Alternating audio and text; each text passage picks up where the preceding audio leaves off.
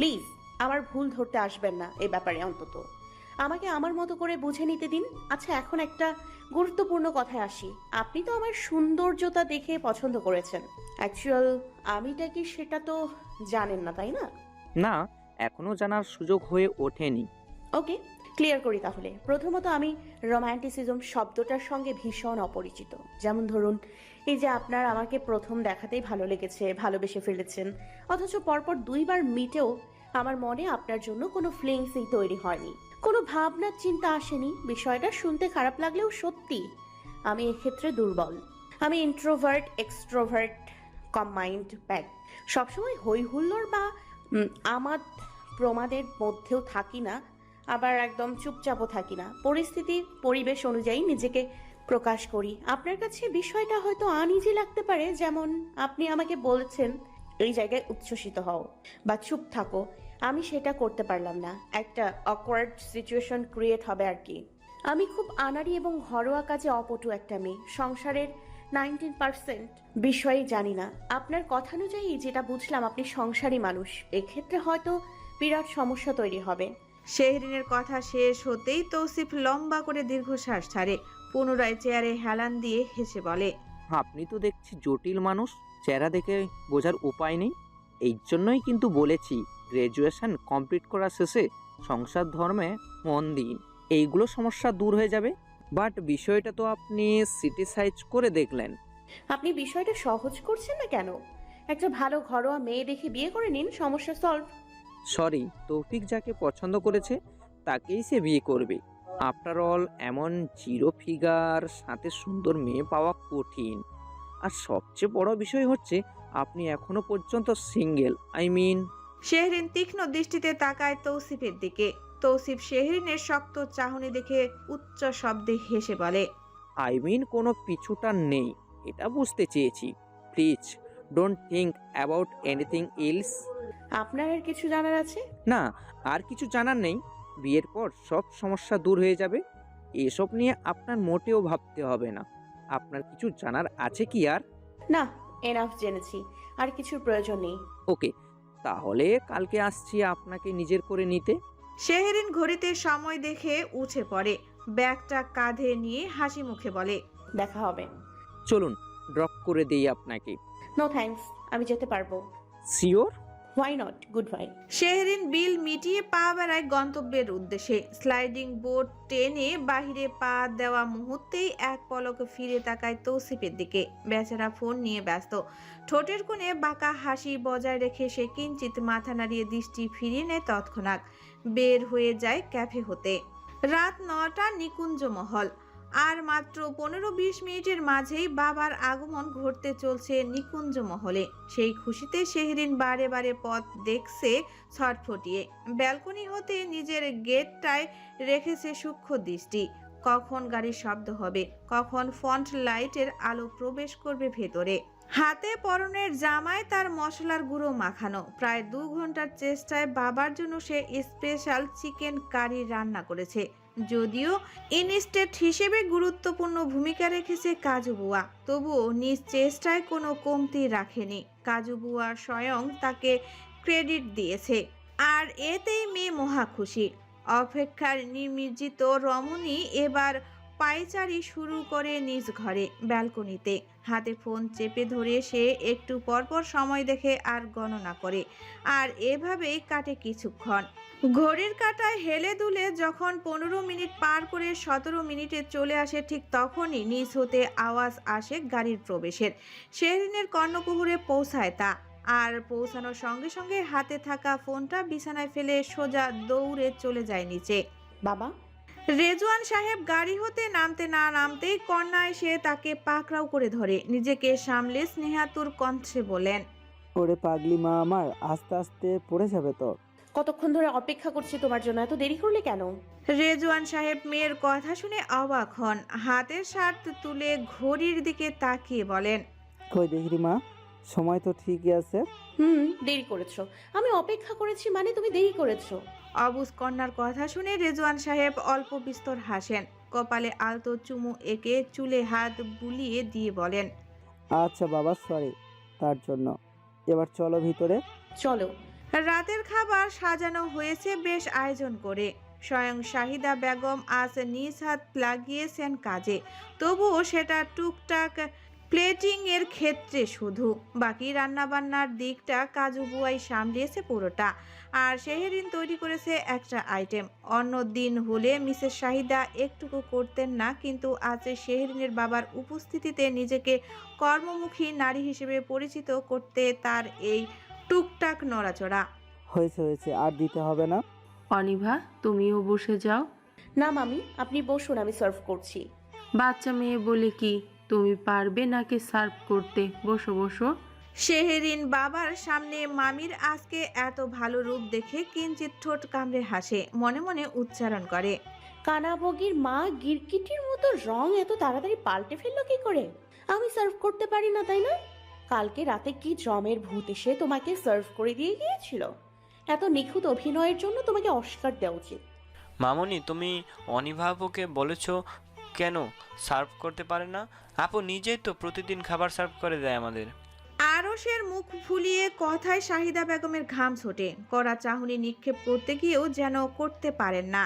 তার সহযোদ্ধা মনিকা আন্টি পরিস্থিতি অনুকূলে আনতে হাসি মুখে বলেন, আরশ বাবা, বড়দের মাঝে কথা বলতে হয় না। মোমোকে দেখছো না, চুপচাপ খেতে বসেছে, তুমিও সেভাবে খাও। বাচ্চারা কখন কি যে বলে না। অনিভা, বসো তুমি। মনের কথা এভাবে অলৌকিকভাবে প্রকাশ হয়ে যাওয়াতে শেহরিনের ঠোঁটের হাসি বিস্তর হয়, তবে সেটা সে কৌশলে চেপে রাখে। মনে চাইছে একটু জোরে শব্দ করে হাসতে, কিন্তু সবার কথা ভেবে সে ঠোঁট চেপে হাসে। বাবা, এটা আমি আজকে রান্না করেছি। রেজওয়ান সাহেব খাওয়া থামিয়ে মেয়ের পানে তাকায়, উচ্ছ্বাসিত কণ্ঠে উগরে বলেন, তুমি রান্না করেছো? বাহ বাহ, দেখি, দাও, আগে বলবে না? শেহরিন তার স্পেশাল চিকেন কারি প্রথমে বাবাকে, এরপরে একে একে সবাইকে সার্ভ করে দেয়। মুখ হতে তার হাসি সরেই না, কারণ আজ আর তাকে রান্না নিয়ে প্রশংসাসূচক বাণী শোনার জন্য অধীর অপেক্ষায় থাকতে হবে না। আজকে তার বাবা রয়েছেন, প্রশংসার বন্যা এমনিতেই বয়ে যাবে নিশ্চিত। রেজওয়ান সাহেব চিকেন কারি দিয়ে ভাত মেখে প্রথম লোকমা মুখে নেন, অতঃপর খেতে খেতে মেয়ের দিকে পরম তৃপ্তির সহিত তাকিয়ে বলেন, অসাধারণ হয়েছে মা, অসাধারণ। ধন্যবাদ বাবা। কি শফিক, আমার মেয়ের হাতে জাদু দেখছো তো? মেয়ে কিন্তু আমার আর ছোট নেই, বড় হয়ে গিয়েছে, রান্না শিখে ফেলেছে। দুলাভাই, আমি তো বিশ্বাসই করতে পারছি না, আমাদের অনিভা মামুনির হাতের রান্না এটা খুব ভালো হয়েছে। একে একে বাবা, মামা, আরশ, মুমু হতে রান্নার প্রশংসা কুড়িয়ে শেহরিন আনন্দের হাওয়ায় ভাসে। আজ সেদিনের মতো তার আর কষ্ট লাগছে না, মন খারাপ লাগছে না, যদিও সে রান্না বিষয়টাকে মোটামুটি আয়ত্তে আনতে পারেনি। অন্যের সাহায্য ছাড়া ধরতে গেলে সম্ভবত হয়ে ওঠে না একা একা। তবে এখন হতে তার ভীষণ শখ জেগেছে, সে রান্না শিখবে, বাবার জন্য রান্না শিখবে সে। কত মেয়েরা বাবাকে মজার মজার রান্না করে খাওয়ায়, তাহলে সে কেন বাদ রইবে? দরকার হলে কোনো কোর্সে ভর্তি হয়ে সে এই গুণটা নিজের মাঝে আনবে। শাহিদা, তোমরা বসো, আমার মেয়ের হাতের চিকেন কারি টেস্ট করো। দুলা ভাই, আপনারা খেয়ে নিন, তারপরে আমরা বসবো, সমস্যা নেই। আরে সমস্যা নেই, মানে একসঙ্গে সবাই মিলে খাবো। শেহরিন মা, মামি আন্টিকে বসতে বলো, ওনাদের খাবার সার্ভ করে দাও। জি বাবা। শাহিদা বেগম মিসেস মনিকা মন হতে খুশি হতে না পারলেও ঠোঁটে কৃত্রিম হাসি ঝুলিয়ে রাখেন। শেহরিনের ব্যাপক প্রশংসা তাদের গায়ে আগুন জ্বালানোর মতো রেশ দেয়, কিন্তু উপায়ন্তর না পেয়ে রেজাউন সাহেবের চাপে বাধ্য হয়ে বসেন খেতে। অন্যদিকে শেহরিন তাদের এমন অন্ধকার মাখা মুখ দেখে নিঃশব্দে হেসে খাবার সার্ভ করে। আরে খেয়েই চলেছো তোমরা, শুধু আমার মেয়ের রান্না প্রশংসা করছো না কেন? মামুনি, আন্টির ভালো লাগেনি হয়তো। ভালো লাগেনি, অথচ অনেকটাই তো খেয়ে ফেলেছো দেখছি। কি শাহিদা, ব্যাপার কি? না না দুলা ভাই, ভালো হয়েছে। মোমো মায়ের আমতা আমতা স্বরে প্রশংসা শুনে মুখ টিপে হেসে বলে, ফুপাজান, আসলে মামুনির রান্না ভালো হয় না, সেই জন্য কারো রান্না প্রশংসাও করে না। তাই নাকি? কি বলছো মোমো? মায়ের সম্পর্কে কেউ এভাবে বলে? এটা কিন্তু বেয়াদবি। ওকে ওকে, তোমরা থামো। আমি জাঙ্কিং করে ঝামেলা মিটিয়ে দিচ্ছি। আমাদের বাসায় এখন সেরা রাঁধুনির তালিকায় 1 নম্বরে রয়েছে আমাদের সবার প্রিয় অনিভা আপু, 2 নম্বরে আমাদের সবার প্রিয় কাজু বুয়া। আর 3 নাম্বারে? আরস খাওয়া থামিয়ে বাম গালে হাত রেখে বলে, ফুফাজান মামুনি আর আন্টিকে মিলে 3 নম্বরে স্থান দেই। না না, 3 নম্বরে তো বাবা থাকবে, 4 নম্বরে মামুনি আর আন্টি। এবার ঠিক আছে? 2 জন মিলে 4 নাম্বারে কেন? কারণ মামুনি আর আন্টিরা রান্না একদম সেম, মোটেও ভালো লাগে না। রেজওয়ান সাহেব স্মিত হেসে বলেন, এভাবে বলতে হয় না আম্মু। সাহেবা মামনিদের রান্না কখনো খারাপ হয় না। তাদের হাতে স্পেশাল জাদু আছে, সেটা হচ্ছে তাদের ছোঁয়া, যেটা খাবারকে অমৃত করে তোলে। কিন্তু ফুপাজান, মামুনি আর আন্টি তো সবসময় সাজুগুজু নিয়েই ব্যস্ত থাকে, হাতের নখ নষ্ট হয়ে যাবে বলে। সেই জন্য নিজের হাতে রান্নাও করে না। স্পর্শ পাবে কি করি? এই জন্যই হয়তো রান্নাই মজা লাগে না। 2 ভাই বোনের চুলছেরা বিচার বিশ্লেষণে খাওয়া হজম করতে অসুবিধা হয় শাহিদা বেগম আর মিসেস মনিকার। থমথমে মুখে চেয়ে থাকেন ছেলেমেয়েদের দিকে। এমন ছেলে মেয়ে আমি আগে কোথাও দেখিনি আপা, বিশ্বাস করো। তোমার ছেলে মেয়েকে দেখে অবাক না হয়ে পাচ্ছি না। আমার ঘর শত্রু বিভীষণ তৈরি হয়েছে। রেজওয়ান সাহেব শফিক সাহেবের দিকে তাকান, গম্ভীর কণ্ঠে বলেন, বাচ্চাদের অভিযোগ ফেলে দেওয়ার মতো নয়, বিষয়টার উপর গুরুত্ব দাও। এখন ওদের প্রপোসার যত্নের বয়স। মায়ের হাতের রান্না মজা করে খাবে, সারা জীবন মনে রাখবে। এগুলো শুনতে হচ্ছে কেন? জি দুলা ভাই, আসলে নকলে কিছুই নয়, তোমাকে দ্বারা হইবে না। সাইদা তুমি শোনো, বাচ্চাদের অভিযোগগুলো আমার খারাপ লাগলো ভীষণ। তুমি নখের যত্নের জন্য ওদেরকে এভাবে তোমার মমতা থেকে দূরে রাখবে? এই যে খারাপ একটা মনোভাব তৈরি করেছো, তোমার প্রতি শুনতে কি ভালো লাগছে। আমরা না হয় কাছের মানুষ বিষয়টাকে এভাবে দেখব। বাইরের মানুষদের সামনে সব বললে মান সম্মান থাকবে আমাদের? বাবা মা হয়েছেও বাচ্চাদের রান্না করে খাওয়াতে পারবে না, এটা কেমন কথা? বাচ্চাদের চেয়ে নখের গুরুত্ব বেশি নাকি? দুলা ভাই, প্লিজ এক্সকিউজ দেখাতে আসবে না। যদি দেখাও সেটা চুক্তিসঙ্গত হতে হবে, পারবে কি? শাহিদা বেগম চুপচাপ খাবার নাড়তে থাকেন। তার মাথা নিচু, সঙ্গে নীরবতা দেখে রেজওয়ান সাহেব দীর্ঘ শ্বাস ফেলে বলেন, এই বাচ্চাগুলো একটা গোল্ডেন ফেজের মধ্যে দিয়ে যাচ্ছে। জীবনের সব থেকে সুন্দর একটা মুহূর্ত পার করছে, যেখানে তাদেরকে এখনও কোনো চিন্তাভাবনা স্পর্শ করতে পারেনি। যখন ওরা বড় হয়ে এক এক জায়গায় চলে যাবে, তখন মন চাইলেও ভালো রান্না করে খাওয়াতে পারবে না। তখন হয়তো আজকের কথা ভেবে আফসোস করবে। তাই যত্ন নাও, ভালোবাসো। তোমাদের বাচ্চারা লাকি যে তারা বাবা মা দুজনকেই পাচ্ছে। আমার বাচ্চাটা কিন্তু পায়নি। আমি যতই আমার মেয়েকে ভালো রাখি না কেন, মায়ের সমতুল্য ভালোবাসা কখনোই দিতে পারবো না। এটা সৃষ্টিকর্তা হতে আলাদা একটা নিয়ামত। বুঝতে পেরেছো কি আমার কথা? জি। গুড, নাও এখন খাওয়া শুরু করো সবাই। শফিক সাহেব স্মিত নয়নে খাবার প্লেটের দিকে তাকিয়ে থাকেন। হাত দানা স্পর্শ করলেও গলা দিয়ে খাবার তার নামে না। এক অজানা অস্বস্তিতে সে ভুগতে শুরু করেছেন। রেজওয়ান সাহেবের প্রতিটা কথা তার অন্তরে গিয়ে লেগেছে। চাক্ষুষ কেউ এভাবে তাদের প্যারেটিং এর ল্যাকটা ধরিয়ে দিবে ভাবতে পারেনি কখনো। এই বিষয়টা নিয়েও কখনো গভীরভাবে ভাবেনি। কথাগুলো শুনতে কষ্ট লাগলেও সত্যি, অস্বীকার করার উপায় নেই। রাত বাজে 10:30। এবার ভার্চুয়াল মিটিং সেরে বাবা মেয়ে ব্যালকনিতে বসেছে সশরীরে মিটিংয়ে। যদিও রেজাউন সাহেব ব্যস্ত মেয়েকে খাইয়ে দিতে, এরপরও তাদের আলাপচারিতা থেমে নেই। হাতে থাকা প্লেটে সেই বিখ্যাত চিকেন কারি নিয়ে সে মেয়েকে সাদরে খাইয়ে দিচ্ছেন। অন্যদিকে শেহরিন হাতের পানি পট নিয়ে বাবার হাতের খাবার খেতে খেতে সংক্ষিপ্তভাবে কথা গুছিয়ে নেন নিজের মতো করে। সেকেন্ড মিটের এক্সপিরিয়েন্স কেমন হলো? বাবা, জি মা।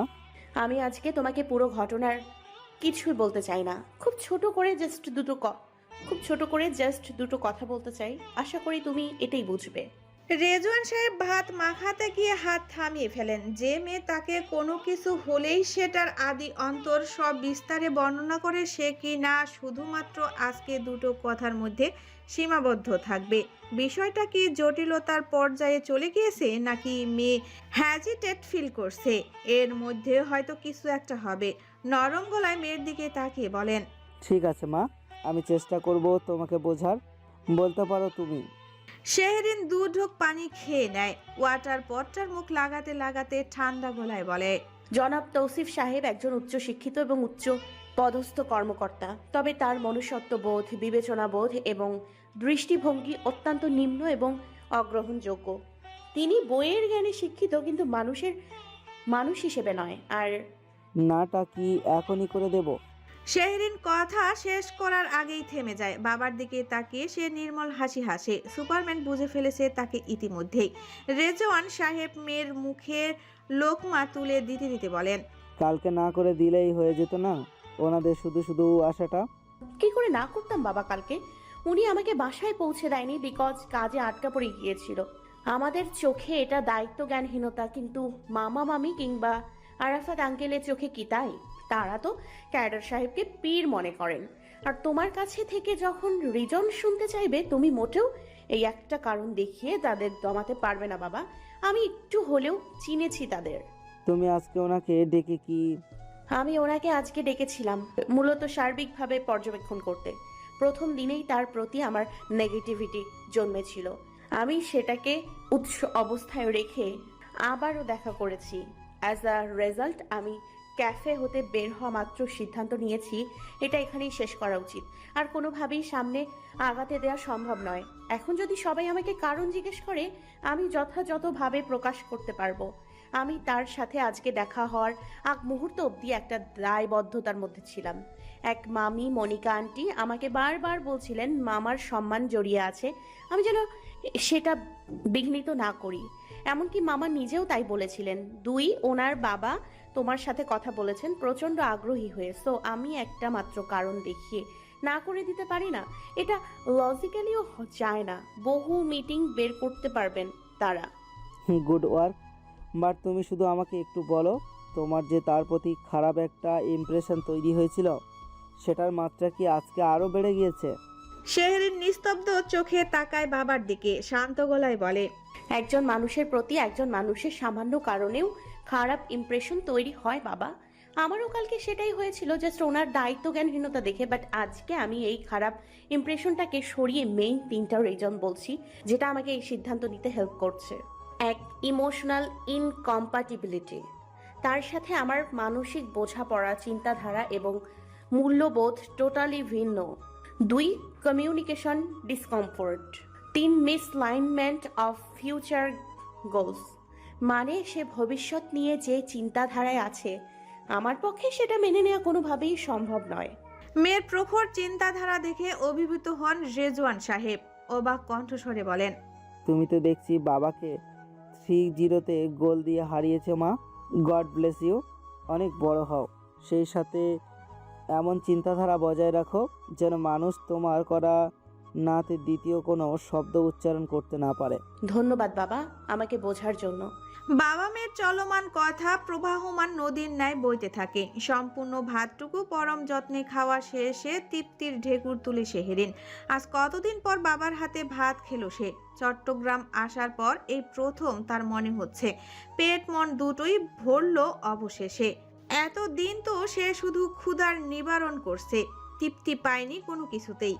বাবা তুমি মোটেও ভাববে না কালকের বিষয় নিয়ে।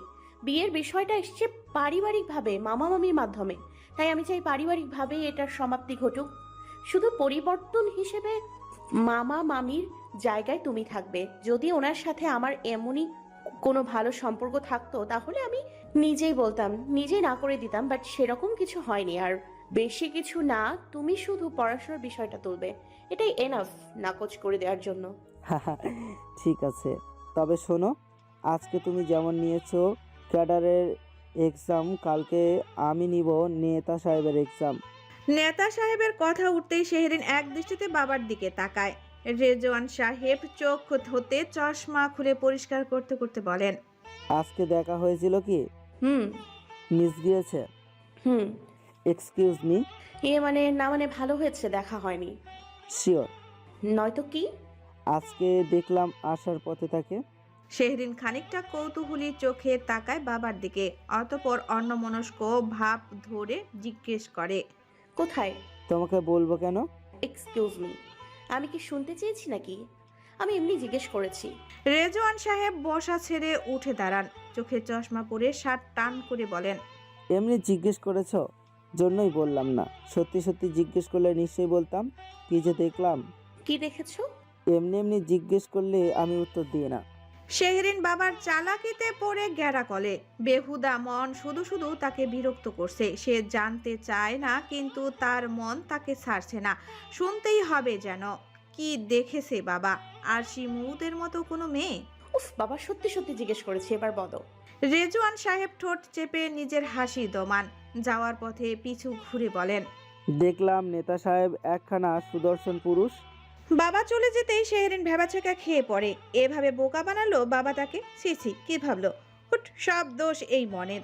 বেশি বাড়াবাড়ি, তাই না? কল্পনায় অবাধ্য মন তাকে উস্কে দিয়ে বলে, বারে জেলাসি ফিল করো নিজে, আর দোষ হয় আমার। আয়রন।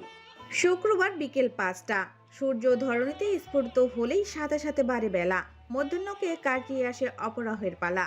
আর ঠিক সেই লগ্নে কুঞ্জমহলে এসে উপস্থিত হয়েছে তৌসিফের পরিবার। এসেছেন তার 2 চাচা, চাচি, বড় বোন এবং বোন জামাই। শফিক সাহেব ও সাদাব সাহেব তাদেরকে আপ্যায়ন করেন বেশ সাদরে যত্নে। অন্যদিকে শাহিদা বেগম এবং মিসেস মনিকা আজ পুরো দস্তুর সংসারী হয়ে উঠেছে কাজে। বিষয়টা আকাশ কুসুমের মতো হলেও সত্য। বিশেষ করে কালকে রাতে রেজন সাহেবের কথায় নিজেদেরকে একটু পরিবর্তন খাতায় নাম লিখিয়েছেন তারা। হরেক পদের নাস্তা তৈরিতে তাই দিয়েছেন কাজু বুয়াকে ছুটি। তবে তাদের এই পরিবর্তনটা নিজেদের ভুল বা অনুতপ্তের জন্য নয়।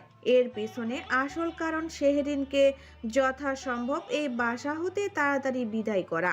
কালকে ওভাবে অপমান তাদের গায়ে ফুসকুড়ির ন্যায় দেখা দিয়েছে। সিদ্ধান্তের উপনীত হয়েছে 4 বছর এই মেয়েকে বাসায় রাখা মানে প্রতি মুহূর্তে এরকম অপমানিত আর ঝামেলার সম্মুখীন হওয়া। ছেলে মেয়ে দুটোর ব্রেন ওয়াশ করে তাদের বিপক্ষে নিয়ে যাওয়া, যা কোনোভাবেই হতে দিবে না তারা। যেভাবেই হোক আজকের বিয়েটা পাকাপোক্ত করেই ছাড়বে। আসসালামু আলাইকুম। ওয়ালাইকুম সালাম। ড্রয়িং রুমের বসারত ব্যক্তিগণের মধ্যে এসে উপস্থিত হন রেজাউন সাহেব। তৌসিফের বড় চাচা ইশরাক আহমেদ এবং ছোট চাচা ইমদাদুল আহমেদের সঙ্গে কুশলাদি সম্পূর্ণ করে আসন গ্রহণ করেন তিনি। কেমন আছেন ভাই সাহেব? আলহামদুলিল্লাহ ভালো। আপনারা সবাই কেমন আছেন? জি ভালো। সেই সাথে আপনার সাথে দেখা হয়ে আরও ভালো লাগছে। ধন্যবাদ, আমারও ভালো লাগছে।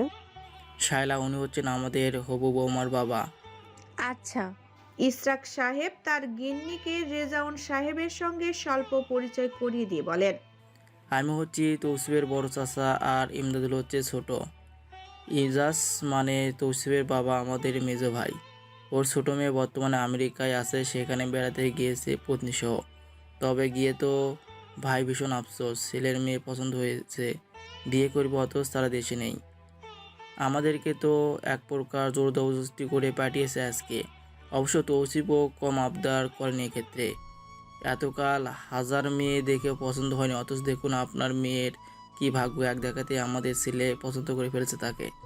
শুরুর দিকে কথাগুলো ঠিক থাকলেও শেষের কথাটা খুব একটা পছন্দ হয় না রেজওয়ান সাহেবের। ভাগ্য ভালো জন্য তার মেয়েকে পছন্দ হয়েছে, কথাটা তার কাছে হেয় মনে হয়। উনি যদি অবচেতন মনেও বলে থাকেন, তাও সেটা পরোক্ষভাবে অবজ্ঞা করা। কোন জ্ঞানে কথাটি বললেন তিনি কে জানে। আমাদেরও ছেলেকে ভীষণ পছন্দ হয়েছে। আর ছেলে হচ্ছে আরাফাতের বন্ধু। আরাফাত আমাদেরকে আপনাদের ছেলের ব্যাপারে সব জানিয়েছে, তাই তো আমরা এক বাক্যে রাজি। রাজি না হয় উপায় আছে বলুন? আমাদের ছেলে তো অল্প বয়সে সোনার হরিণ শিকার করে ফেলেছে, খুব একটা সহজ ব্যাপার নয় কিন্তু। শফিক সাহেব হাসতে হাসতে বললেন, জি জি, তা তো অবশ্যই। আচ্ছা, আমরা এবার মেয়েকে দেখি তাহলে। সময় নষ্ট করে আর কি লাভ? এঙ্গেজমেন্টটা আজকে সেরে ফেলতে চাইছি, কি বলেন? রেজওয়ান সাহেব মুখ খোলার আগেই মিসেস শাহিদা ট্রেখানা সামনে এনে টেবিলে রাখেন। মুখে প্রফুল্ল হাসি টেনে বলেন, নিশ্চয়ই নিশ্চয়ই, আমরা নিজেরাও সেই প্রিপারেশন নিয়ে রেখেছি। বাহ, তাহলে বেশ ভালোই তো। তৌসিফ এবার খুশি তো? তৌফিক চাচার কথায় লজ্জা পায় কিনা দায়, তবে সে হালকা হেসে মাথা নাড়ে। কল্পনায় দুটো চোখে তার ভেসে চলছে শাড়ি পরিহিত রমণীকে। আজ কোন রঙে মুড়ি আসবে সেটা সে অনুমান করতে ব্যস্ত হয়ে ওঠে। সেদিন যেহেতু নীল পড়েছিল, আজকে নিশ্চয়ই লাল কিংবা খয়েরি, কে জানে সবুজও হয়তো পড়তে পারে। তবে যে রঙই পড়ুক না কেন, দৈহিক অবয়বটা নিখুঁতই লাগবে তার কাছে। মনিকা, অনিভাকে নিয়ে এসো। শাহিদা বেগম স্বামীর পাশে বসতে বসতে মিসেস মনিকাকে নির্দেশ দেন শেহরিনকে নিয়ে আসার জন্য। মিসেস মনিকা অপেক্ষায় থাকা নির্দেশখানা পেতেই বিস্তর হেসে বলেন, জি আপা, এক্ষুনি নিয়ে আসছি। মনিকা একটু দাঁড়াও, জি দুলা ভাই। একটু দাঁড়াও। রেজওয়ান সাহেবের কথায় বাড়ানো পথে পা থামায় মিসেস মনিকা। পিছু ঘুরে জিজ্ঞাসা দৃষ্টিতে তাকিয়ে বলেন, অনিভাকে নিয়ে আসবো না দুলা ভাই? এক্ষুনি প্রয়োজন মনে করছি না, তুমি বসতে পারো প্লিজ। মিসেস মনিকার সঙ্গে সঙ্গে ড্রয়িং রুমের উপস্থিত ব্যক্তিবর্গ প্রায় অবাক হয়ে উঠে রেজওয়ান সাহেবের না বার্তায়।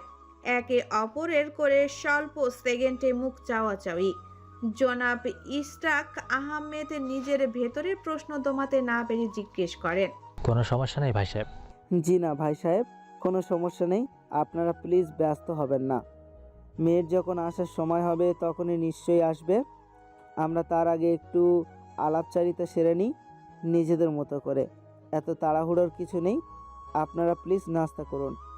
শফিক, প্লিজ ওনাদের নাস্তা সার্ভ করতে হেল্প করো। রেজওয়ান সাহেবের ধীর স্থির কথার মানে সুস্পষ্ট। তিনি আরো কিছু জেনে বুঝে তারপর সামনে এগোতে চান, যেটা বুঝতে ছেলেপক্ষের আর কোনো সমস্যা হয় না। তবে বিস্মিত নয়নও কাটে না তাদের।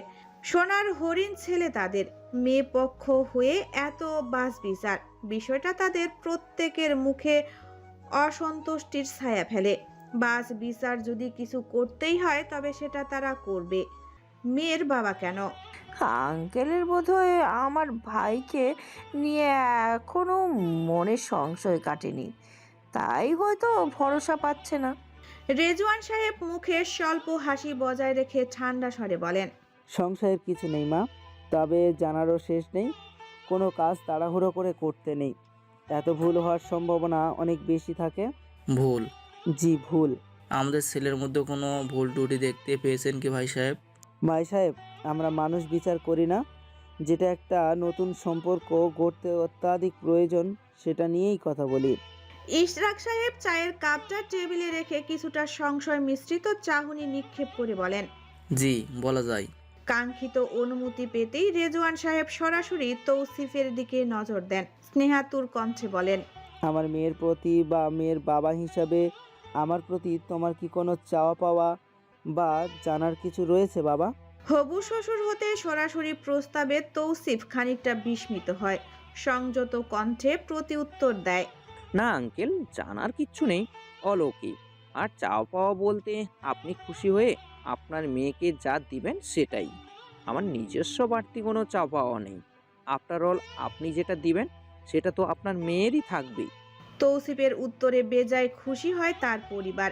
ইমদাদুল সাহেব উৎফুল্ল হয়ে বলেন, আমাদের ছেলেরও সব দেনা পাওনা যতকে কোনো লাভ নেই। ভালোবেসে আপনি যা দিবেন সেটা সে সোনা তুল্য গ্রহণ করে নেবে। একমাত্র মেয়ের জামাই হতে চলেছে সে। আপনারা বর্তমানে ওদেরই তো সব। সঠিক। রেজওয়ান সাহেব যৎকিঞ্চ হাসলেন তাদের উত্তর শুনে।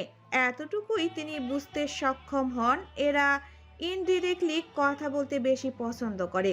তবে তিনিও খানিকটা বাজিয়ে নিতে মুখে চওড়া হাসি টেনে বলেন, খুব ভালো লাগলো কথাটা শুনে। উচ্চশিক্ষিত ছেলে তুমি, এসব দেনা পাওনা যৌতুক তোমার সাথে কোনোভাবেই যায় না। এই মনোভাবটাই সবসময় ধরে রাখবে। আর আমিও পার্সোনালি এসব পছন্দ করি না। একটা সুশিক্ষিত মেয়ে যৌতুক কিংবা দেনা পাওনার চেয়ে বহু দামি সম্পদ, যেটা কিনা সারা জীবন অক্ষত থাকবে।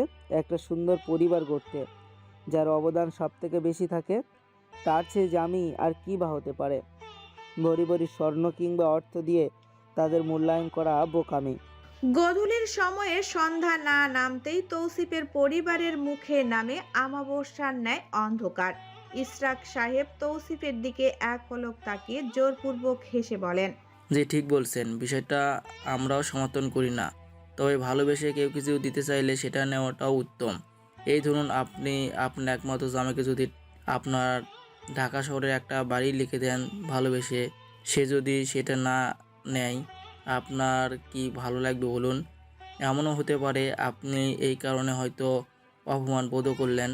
ভালোবেসে দোয়া দেওয়া উচিত, সম্পদ নয়। কারণ দোয়াটাই অধিক কাজে লাগে। দোয়া থাকলে জীবনে কখনো অভাব সৃষ্টি হবে না ইনশাল্লাহ। সুস্থ সুন্দরভাবে জীবনে বেঁচে থাকতে পারলে আর কি চাই, শখ আহ্লাদের মধ্যেই হয়ে যাবে। আর এই জন্য আমি ঠিক করেছি আমি আমার মেয়ে এবং মেয়ের জামাই শুধুমাত্র এই বড় সম্পদটাই দিব। বাবা হিসেবে মন থেকে অজস্র দোয়া দিব। ভাই সাহেবের দেখছি বেশ উচ্চতর চিন্তাভাবনা, ভালো ভালো। তবে দোয়ার নামে একবারেই খালি হাতে মেয়েকে বিদায় দেবেন বলে আমার মনে হয় না। মেয়ের যতটুকু হক ততটুকু তো অবশ্যই দিতে হবে, তবে এর ব্যতীত অধিক কিছু নয়। সপাটে উত্তরে মুখের হাসি প্রায় চুপসে যায় ছেলেপক্ষের। তবে তৌসিফের বড় বোন তানিয়া মৃদু হেসে বলে, আঙ্কেল, আমার একটা প্রশ্ন রয়েছে। আপনি তো বললেন সুশিক্ষিত মেয়েরা নিজেরাই একটা সম্পদ। তাহলে যারা অশিক্ষিত রয়েছে তারা কি সম্পদ নয়? সমাজের পরিবারের বোঝা। তাদের বিয়ে দিতে নিশ্চয়ই সম্পদ দিতে হবে তাহলে। রেজওয়ান সাহেব স্মিত হেসে জবাব দেন,